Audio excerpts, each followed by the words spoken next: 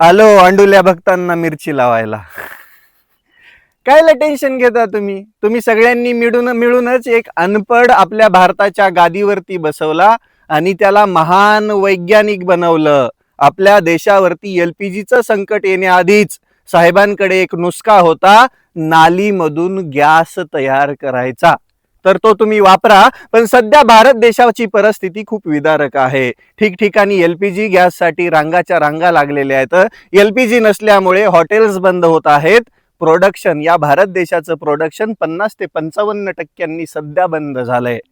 विचार करा तुम्ही, या भारत देशामध्ये जो काही एलपीजी लागतो त्याच्यापैकी 60% एलपीजी गॅस हा इम्पोर्ट होतो, म्हणजे बाहेर देशातून येतो. त्याच्यापैकी 90% गॅस हा हार्मोनच्या सामुद्रधुनीतून येतो आणि तीच आता बंद पडली आहे. आणि इथल्या सरकारकडे त्याच्यावरती कोणतंही सोल्युशन नाहीये. परवा दिवशी हेच सरकार म्हणलं होतं एलपीजी गॅसचा तुटवडा भासणार नाही, आणि 2 दिवसानंतरच तुम्हाला रांगाच्या रांगा दिसल्या.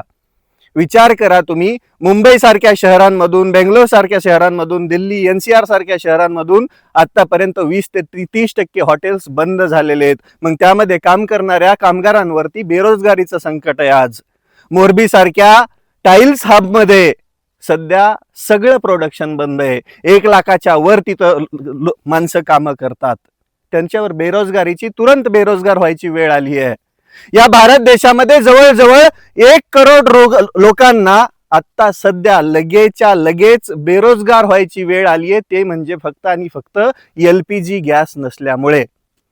या भारत देशाचं नेतृत्व एका अनपढ, गवार आणि संसदेमध्ये जायला घाबरणाऱ्या पंतप्रधानाकडे असल्यानंतर हीच परिस्थिती उद्भवणार ना.